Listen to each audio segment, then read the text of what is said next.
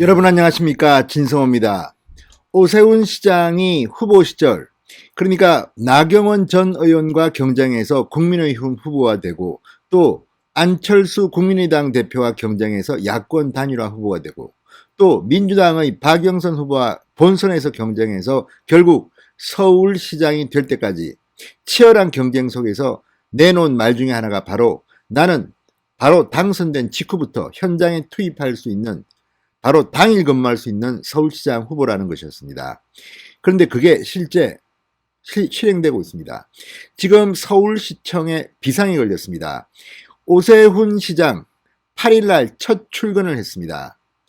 자, 그런데 인수인계도 하고 또 뭐 인사도 하고 이사도 하고 아무튼 굉장히 복잡한 일들이 많습니다. 시장직을 수행하기 위해서는. 그런데 8일 첫 출근하자마자 현장도 챙기고 또 서울시 의회를 찾아서 나름대로 기본 바탕도 만들고 아무튼 정신없이 서울시 공무원들을 놀라게 했습니다. 그리고 다음날 출근 이튿날짜는 이 간부들을 다 모아서 일을 시켰습니다.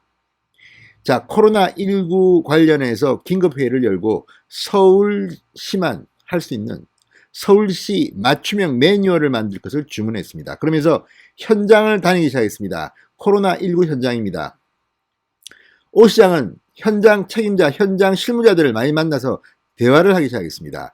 자, 그러면 서울시 공무원들은 오 시장이 사람을 만날 때마다 일거리가 생깁니다. 또 어제는 이 국토부가 했던 이 공시지가 산정 이거 엉터리다. 다시 서울시 차원에서 전면 재조사할 것을 선언했습니다. 또 일거리가 생겼습니다. 자, 오 시장이 가는 곳마다 일거리가 늘어납니다. 현장을 챙기기 때문입니다. 자, 주말에는 아마 비공개 현장 탐사도 많을 겁니다. 자, 지금 그래서 서울시가 깜짝 놀라고 있습니다. 특히 상징적으로 오세훈 스타일을 보여준 것은 바로 침실이었습니다. 박원순 전 시장 때 만든 침실, 좋게 말하면 수면실입니다. 이 수면실을 없애도록 한 겁니다. 지금 서울시 공무원들 바짝 긴장하고 있습니다. 자, 오세훈 시장은 오자마자 그렇게 뭐 인사를 폭풍처럼 다 뒤집겠다는 이런 생각은 없는 듯 합니다. 다만 부시장들은 다 사의를 표명했고 정무부 시장은 이미 사표를 수료해서 자리가 공석인 상태입니다. 서울시 산하 많은 단체장들도 이미 많이 스스로 물러나 버렸습니다. 자, 그리고 비서실 진용도 새로 공모를 통해서 개편합니다. 자, 이런 오세훈 시장의 발빠른 행보에 지금 서울시 공무원들은 눈코 뜰 새 없이 정신을 못 차린 초비상이 걸려 있다고 합니다. 진성호의 직설 시작합니다. 방송에 앞서 아직 진성호 방송에 구독자가 아니신 분들은 붉은색 구독 버튼 눌러주십시오. 더 좋은 방송으로 보답하겠습니다. 그러니까 오세훈 시장은 이미 당선을 예상하고 이 선거운동하는 동안에도 나름대로 플랜을 짜놓은 것 같습니다. 오세훈에게는 다 계획이 있었나 보다. 이런 말들이 서울시에서 나오고 있습니다. 자, 가장 먼저 눈에 띈 것은 바로 박원순 전 시장이 설치한 집무실 내의 침실과 대형 디지털 현황판을 없앤 겁니다. 자, 이 서울시는 2012년 8월 시청 본관 준공 당시 서울시장실에 별도로 수면실 10제곱미터와 세면실 5제곱미터를 마련하고 침대, 수납장, 휴게의자 등 이런 것들을 설치했습니다. 이른바 침실입니다. 침실을 만든 겁니다. 자, 침대, 수납장, 휴게의자 등 이걸 보면 거의 뭐 1인 룸입니다. 그러니까 생활할 수 있는 공간입니다. 그런데 문제는 이 공간이 지난해 박원순 전 시장이 이 전 여비서를 성추행한 바로 그 장소로 지목된 것입니다.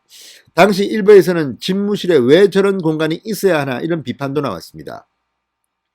그런데 놀라운 것은 지금 서울시장실뿐만 아니라 광역자치단체장의 집무실에는 이와 유사한 수면실이 있다는 겁니다.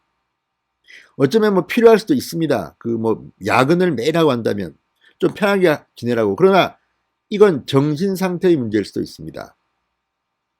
자, 어쨌든 이렇게 논란의 대상이 되어온 이 수면실, 침실, 오세훈 시장은 필요 없다고 했습니다. 자, 또 이 디지털 시장실이라는 것도 있었습니다. 자, 집무실 벽면에 디지털 시장실. 그러니까 박원순 시장을 찾아오는 뭐 그런 귀빈이 있다면 꼭 이곳을 들러서 브리핑을 받고, 그러니까 꼭 들르는 곳이었다고 합니다. 이 2017년 도입됐다는 이 디지털 시장실, 대형 스크린에 뭐 서울시 지도, 빅데이터, 뭐 서울시내 CCTV 영상 정보 이런 것들이 나오는 건데, 아무튼 이거를 전시용 행정이라고 생각했을 수 있습니다. 어쨌든 오 시장은 이것도 없애버렸습니다. 자, 이 테이블, 책상 등 웬만한 것들은 오 시장은 기존 것을 지금 사용 중입니다. 앞으로 오세훈 시장은 과거에 서울시장으로 근무해봤기 때문에 새로 재구조화할 수도 있습니다. 그렇지만 지금 당장 할 것 같지도 않고 그렇게 큰 돈을 들일 것 같지도 않습니다. 자, 오세훈 시장 일단 침대부터 치우겠습니다. 자, 아마 제가 생각하기에는 박원순 전 시장의 이 문제, 극단적 선택을 한 뒤 이 6층 집무실 중 일부는 폐쇄되어 있었습니다. 사람들 출입이 금지되어 있었습니다. 비어 있었습니다.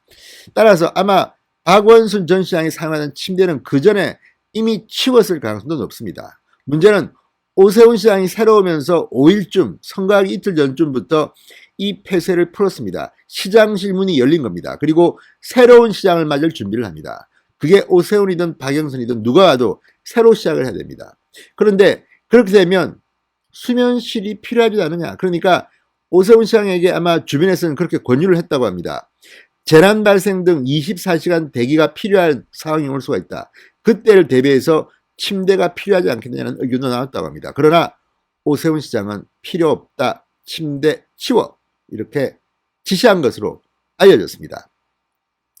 자, 그런데 문제는 이런 것들이 디지털 시장실, 침실, 수면실 이걸 없앴다는 것은 상징적인 것입니다. 난 늘 깨어있겠다는 메시지일 수도 있고, 물론 그렇다고 해서 뭐 세면실 이런 걸 없애지는 않을 겁니다.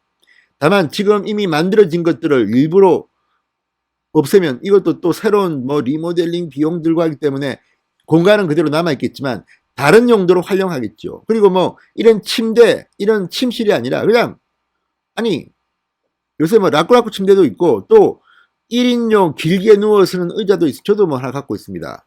쉴 때는 그냥 그 뒤로 젖혀지는 의자에 누워서 쉬면 되는 거 아닙니까? 굳이 침대가 필요합니까?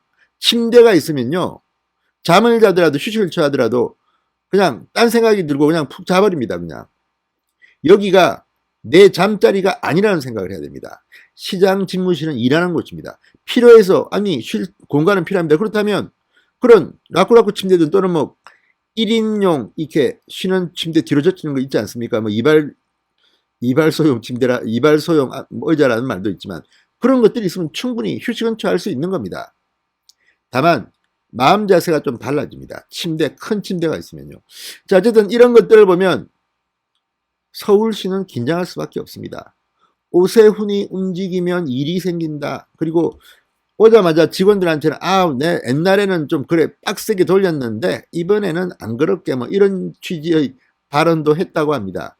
왜냐하면 지금 젊은 직원들, 오세훈 시장을 겪지 않은, 그러니까 박원순 시장이 한 10년을 했기 때문에 그때 들어온 직원들은 야, 오세훈 시장 때는 뭐 일도 빡세게 돌리고 뭐 브리핑도 뭐 세게 해야 되고 뭐 박원순 때가 좋았어 뭐 이런 생각들도 있었다고 언론들이 보도하고 있습니다만, 나 그런 사람 아니야. 그렇게 일 빡세게 안 시킬게. 사실 그런 것도 있습니다. 세상이 좀 변했기 때문에 일은 강도롭게 하더라도 근무 조건이나 근무 시간 같은 것은 요즘은 지켜줘야 합니다. 그래야 딴소리가 안 나오고 법적 규칙도 지킬 수가 있습니다. 아무튼 오세훈이 오고 난 뒤에 다닐 때마다 일거리가 막 늘어난다는 소리들이 지금 터져나오고 있습니다. 자, 뭐 어쨌든 오세훈 시장 이 간부회의에서도 그 이야기 했습니다. 중앙정부가 주는 대로만 받아먹고 이렇게 하는 것이 최선이었냐? 질책을 했습니다. 깜짝 놀랐습니다. 우리는 서울시 나름대로 지금 시민들이 교통을 겪고 있다. 고통을 겪고 있다. 울고 있다. 이렇게 서민들만 이렇게 울어야 하느냐? 업종별로 다 상황이 다른데 왜 이렇게 간단한 매뉴얼밖에 없느냐? 한번 만들어보자. 우리가 서울시형 매뉴얼 만들려고 했습니다. 지금 주말중 아마 한창 만들 겁니다. 그리고 지금 오 시장 막 다닙니다. 현장을. 그러면서 소통, 듣습니다. 그럴 때마다 일거리가 생기는 겁니다. 자, 어쨌든 지금 자영업자들 업소별 다 다릅니다. 여기에 맞는 걸 맞춰서 이 중앙정부와 방역당국과 앞으로 협의를 할 것으로 보입니다. 자, 어쨌든 이런 것들을 보면 일복은 타고난 사람 같습니다. 왜냐? 박원순 시장이 너무 일을 안 한 것 같아요. 그러니까 오세훈이는 너무 일을 많이 해야 되는 겁니다. 지금 그렇게 하라고 오세훈 시장을 뽑아준 게 아닌가 생각도 듭니다. 자, 그래서 어쨌든 이렇게 지시했습니다. 서울시에서 별도로 중앙정부 방역당국과 별도로 업종별, 업태별 매뉴얼을 신속하게 준비해라. 주말 동안 서둘러 준비해서 다음 주 초에는 중앙정부와 협의가 가셔되도록 해라.